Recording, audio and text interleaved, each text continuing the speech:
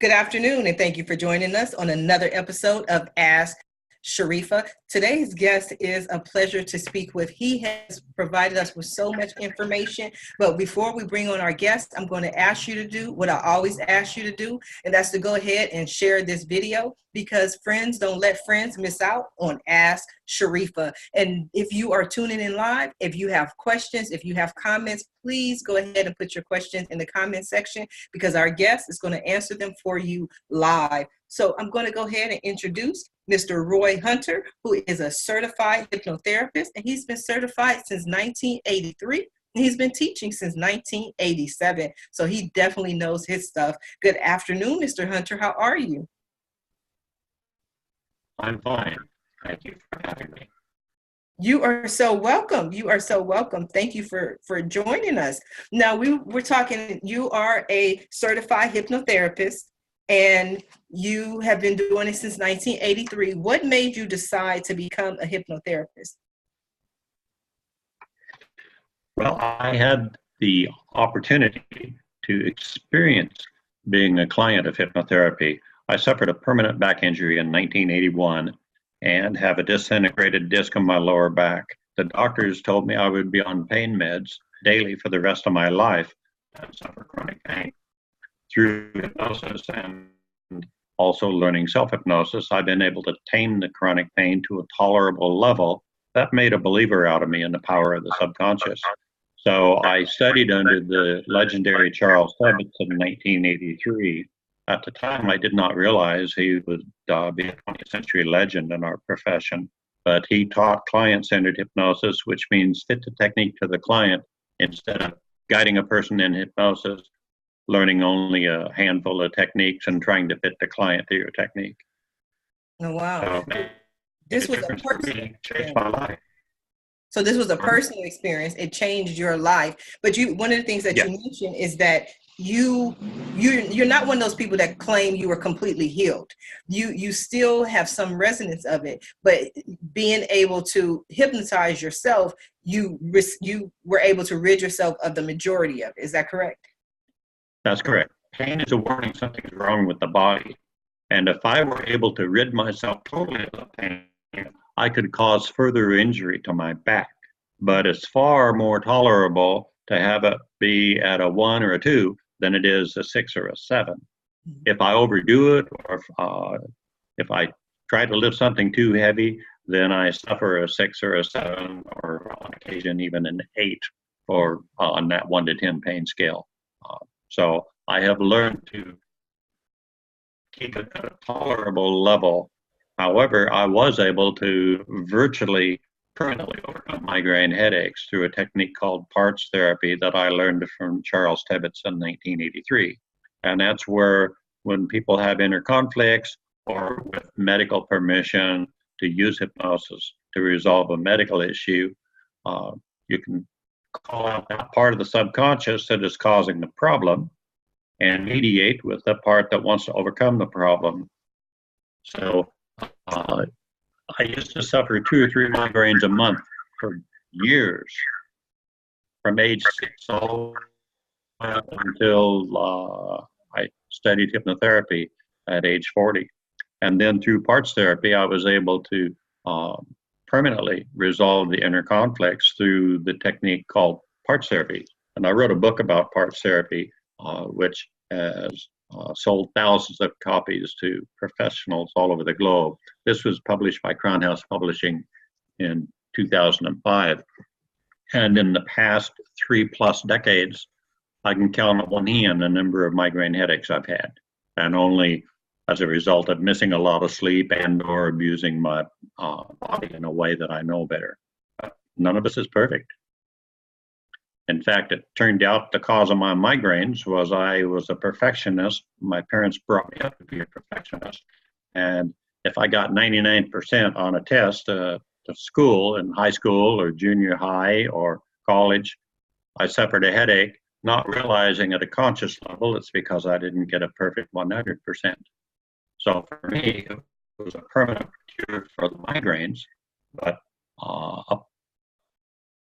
about a 90 to 95% cure for the chronic back pain, because I need to have a little bit of pain remain to stop me from causing further injury to my lower back. It's very interesting what you mentioned, and I see your point about having some pain, because if you didn't have any pain and you created an injury, there isn't any way that you would know. But let me just ask you this. Do you feel that hypnosis is an across the board type of treatment? So, or do you feel as if it only applies to certain illnesses, certain situations, certain things that you're going through? If I'm going to accept a client for any type of medical hypnosis, I want that client to bring in a signed letter or RX pad from his or her examining physician, because I will not knowingly cross that line of that invisible line of the unlicensed practice of medicine. But I will say, for me, it was life-changing, and I have occasionally had clients through the years who have brought in the written okay from their doctor, and the results have been great. And I have a close personal friend who's a licensed clinical psychologist. He co-authored The Art of Hypnotic Regression Therapy with me in 2012.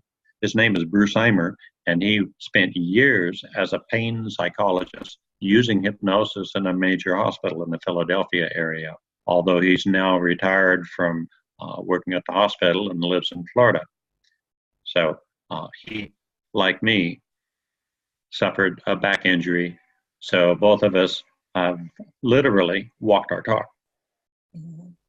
So we do have a question for you, Roy. Okay. Question from Francis. She says, so are you saying that we create our disease? Well, there are a lot of people who believe that. I will say that I've taught workshops to professionals over the years in parts therapy, and I've had the privilege of teaching that in over 20 countries since my book on parts therapy was published. And several physicians who have taken my workshops have said, either during a break or in front of the class, that disease comes from the word dis-ease, or a state of stress. And they have said that stress can either cause or accelerate the progression of a disease. So it's important to handle stress properly. So when clients see me, even if they're seeing me for weight loss or smoking cessation, I offer one session teaching self-hypnosis for stress management. And in fact, my first book was a book on self-hypnosis, and this is published by Crown House Publishing. And there's actually a CD in the back that comes with the book on stress management. And it's basically the same stress management session that I've given to clients for 35 years. It's very important to manage our stress. Also, when people push your buttons, notice I didn't say if, but when. As long as we have the 3 T's, teenagers, traffic jams, and telephones, there are lots of opportunities for our buttons to get pushed. Yes, I have road rage, so I'm working on that. Might need hypnosis. So learning to manage stress is a way of slowing down the acceleration of a disease. If you have an illness, it's not going to make you immune. I mean, let's face it, I occasionally get sick. We all do. I guess it's a part of being human. But there are a lot of people who are so caught up in this, you create your own reality, that they forget sometimes we can be creating a good reality and get blindsided by somebody else who breaks our trust or is dishonest or otherwise. And it's not whether we're going to get stressed, it's how do we deal with it when someone does push our buttons. So I teach clients to imagine a very beautiful, peaceful place, because in your imagination, you can be anywhere in time or space in a safe place, and then to touch thumb to a finger. Mine is my middle finger. Most clients choose their index finger, and you anchor in your peaceful place so that when someone pushes your buttons, I'll either touch my thumb to my peaceful place finger, or I'll take a deep breath and think the word relax, so that I can respond with a clear mind using my best wisdom, knowledge, understanding, training, and experience to make a good decision instead of a stupid one. I'm not immune from stupid decisions, because there are a lot of times I'd like to go back in time and tell my younger self, do it this way, not that way. But then again, that's part of the learning experience. The spiritual part of me believes that we're all here to learn how to love and to love the learning process. But I prefer the more enjoyable learning experiences, thank you, God, which that brings up a different topic. One of my latest books is The Art of Spiritual Hypnosis. I made a discovery in 1985 when helping an overweight client who had an inner conflict over overeating. And normally in parts therapy, I talk to the part of the subconscious or inner mind causing the problem, like you've heard the term mover, and I put it that way to a client. And then I called out that part of her that wanted to be at her ideal weight and eat a balanced nutritional program. The parts would not negotiate with each other, and I was not successful in mediating. But then I remembered during the intake that she mentioned she was quite involved with her church, so nutritional program. But then I remembered I told her to take a deep breath and go way down. And while I was doing that, I closed my eyes and in my mind asked God intuitively for some guidance. So I called out that part of her that was most closely connected to her perception of God or Christ or Holy Spirit. And the part of her that emerged wanted to be called Holy Spirit. Holy Spirit resolved her problem within 5 minutes. Holy Spirit started telling each of her parts what to do, and the pounds started peeling off. So that's how I discovered spiritual hypnosis over 3 decades ago. And then to my great delight, I found out a number of hypnotherapists around the globe have made similar discoveries. So this book has over 24 highly respected hypnotherapists from around the world who have contributed chapters or case summaries. Most of the contributors to the Art of Spiritual Hypnosis are either hypnosis trainers or authors or both. And that, in fact, my latest book I'm working on is book 2 of the Spiritual Hypnosis series, because it turns out all of us, if we believe in God or a higher power, have a part of the subconscious that is most closely attached to our perception, whether it's God, Christ, Yahweh, universal consciousness, divine light, divine love, and sometimes it's a person's spirit guide or guardian angel that speaks. But some of the most profound life-changing breakthroughs people have made have come from the result of spiritual hypnosis. I won't talk too long on that because there might be some viewers that aren't into the spiritual stuff, and that's okay. That's absolutely no one okay. around the globe in the hypnosis profession because of these 2 books. This is my 9-month course on client-centered hypnosis. And I wrote these in the early 90s. The Art of Hypnosis was the first 3 months, and then the Art of Hypnotherapy was months 4 through 9. And the Art of Hypnotherapy is now in its 4th edition. The Art of Hypnosis is in its 3rd edition. So the books have given me a passport to have the incredible privilege and honor of doing training programs and workshops all over the globe. Yes, it sounds very interesting. We did have, Roy, we did have another question from one of our viewers. When we were discussing illness, the question was, do negative thoughts bring this about, or do you have to verbalize them?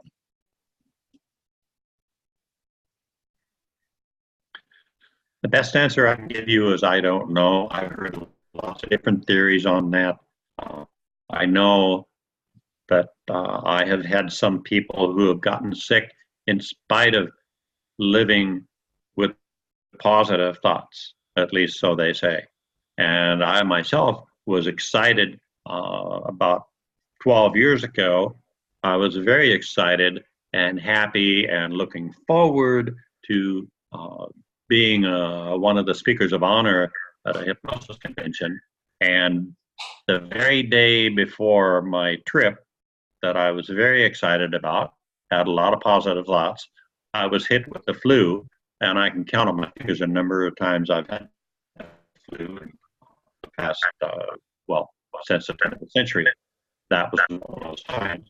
So in spite of my positive thinking, I spent 3 days in bed and had to lose non-refundable airfare and the first night's deposit at the hotel where I was scheduled to stay. And the organizer of the conference wasn't too happy, but he was reluctantly understanding of the fact that when you're too sick to get out of bed, you can't do anything about it.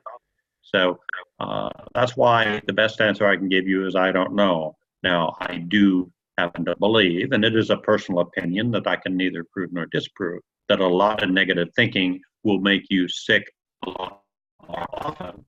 And I base that on the fact that several physicians and medical people who've been personal clients as well as attending my workshops have stated that stress aggravates sickness. So that's the best answer I can give you.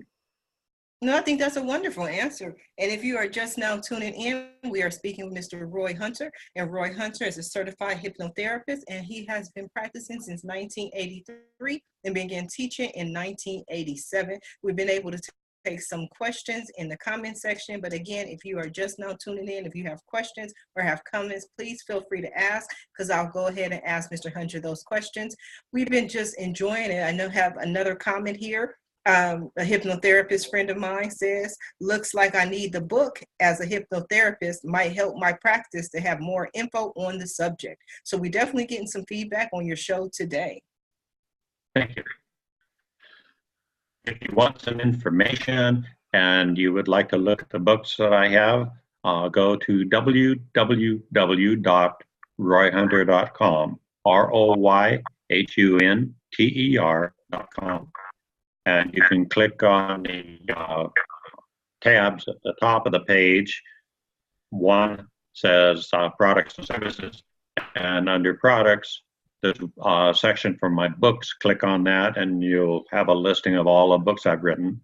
Another one says training materials, basic hypnosis materials. In the training materials, I have some DVDs.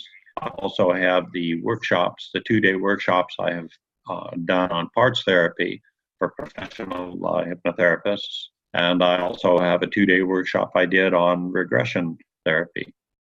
It's important, if you're into any professional hypnotherapists who are listening to this, if you're into using hypnotic regression, it's very important to understand the risk of false memories and give a pre-talk about false memories to a client before you engage in hypnotic regression therapy. And then it's important to know how to best uncover or discover the core causes of the problems. And then when a client does have abreactions or emotional reactions to what is remembered and re-experienced in the subconscious, it's important to know how to competently guide the client through it so that he or she can release the past and release any real or imagined perpetrators from whatever hurt that was caused in years past. And I might say at this point, forgiving does not mean condoning. It means basically releasing somebody the apology they used to owe. Because if you expect someone to apologize to you for hurt from 20 or 30 years ago, who's in bondage to the need for that apology? If I don't forgive somebody, I'm the one that's in bondage to that grudge. So in essence, I'm giving them their karma back. Now, absolutely. Now, Roy, one of the things that you mentioned is the false memories. You said that you want to make sure as a hypnotherapist that the person is not having false memories. For those of us who are not hypnotherapists, who are not necessarily fluent in this profession, what are false memories? Excellent question. 2 children can witness a fight in a schoolyard and give a different version to a teacher 5 minutes later. Or any parent of 2 siblings or more has certainly experienced something where there's either a fight or something that happens and each sibling gives a different version to the parent, totally convinced that they're right in their own minds. And I had 4 children that I raised, and I saw that more times than I can count over the years my children grew up, where something would happen and I would get a different version from one child. And yet each child believed or was convincing me that he or she was telling the truth. And unfortunately, even as adults, that can happen to us, especially when emotions are involved, because emotions can alter our perceptions. And as I have heard from professionals, memory is malleable. Elizabeth Loftus wrote a book on the fact that we don't always remember things. Because when I entered the profession in the 1980s, a lot of psychotherapists were into what they call memory reconstruction. And after Elizabeth Loftus wrote her book about some false memories, and by the way, any memory enhanced by hypnosis is disallowed in a court of law and can be thrown out because of the risk of false memories. So what happened is we went from one extreme to the other. Now there are a lot of people in psychology, psychotherapy, and the hypnotherapy profession who are skeptical of regression because it was misused too many times back in the 80s and 90s. But there is a proper balance. And I am opposed to anyone who thinks there's one technique that's so good it's going to help all of people all the time.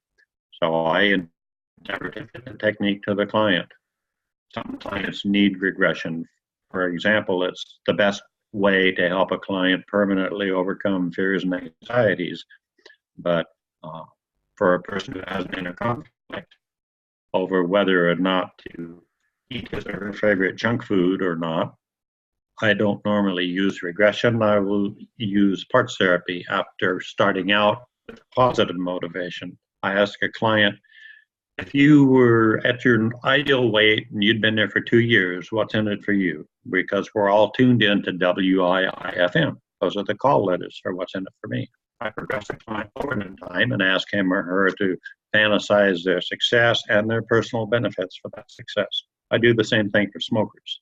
Oh, and by the way, I have a couple of recent books that are available at Amazon.com.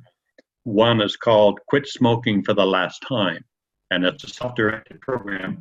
Not only does it come with a lessons, but it also has 4 MP3 audio file links that you can use to augment the program with hypnosis.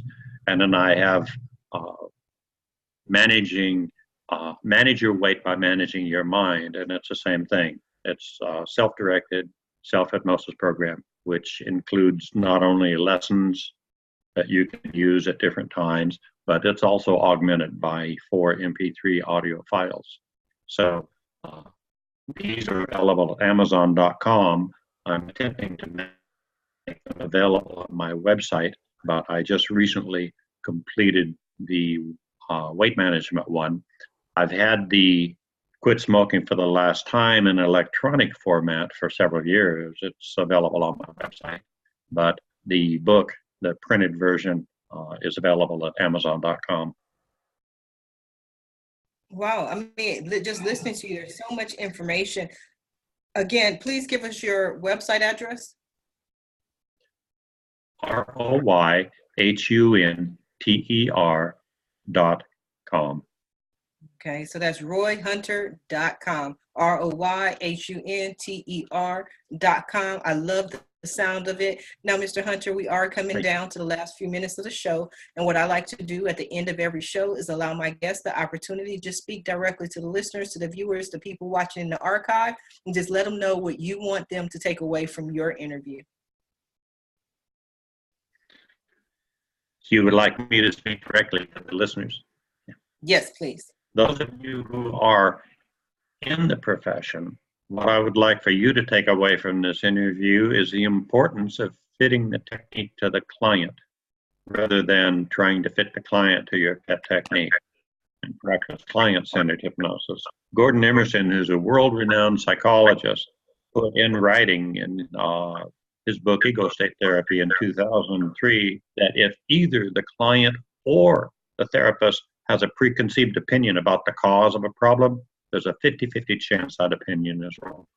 Those of you listening or viewing who are not hypnotherapists, I would like for you to take away the fact that hypnosis is really guided meditation or guided self-hypnosis.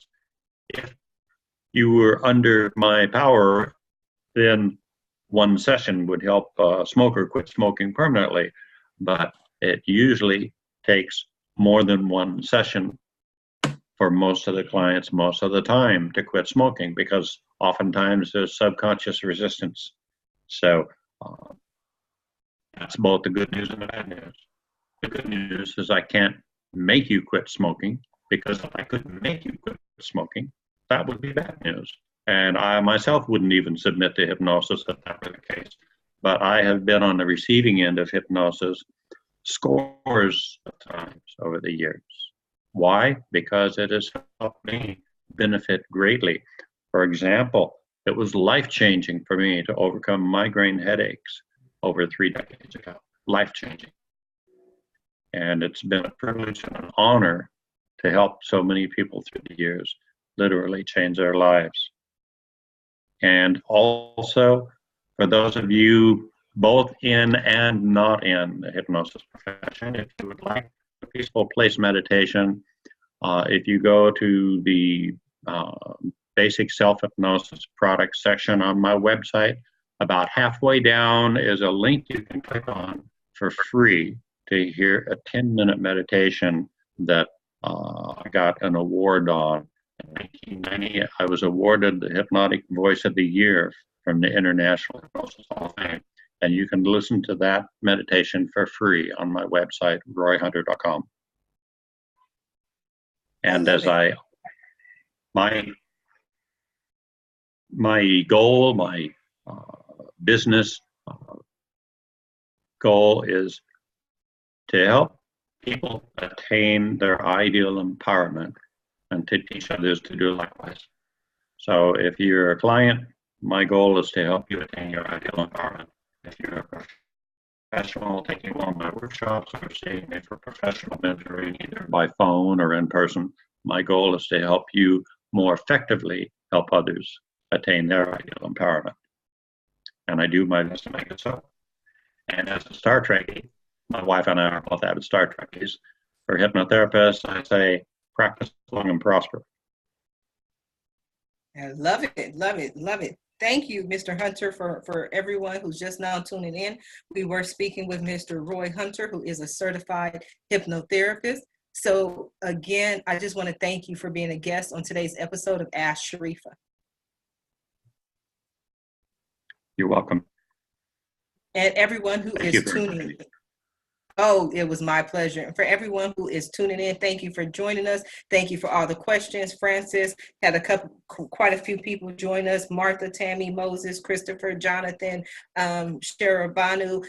Quite a few people joined the show today. Thank you for your questions, your comments, your hearts, your support that you were sending out. And if you are interested in guests on Ask Sharifah, if you're interested in sponsorship opportunities or just watching more of my interviews, please visit the website at asksharifah.com. Until then, everyone have a wonderful day.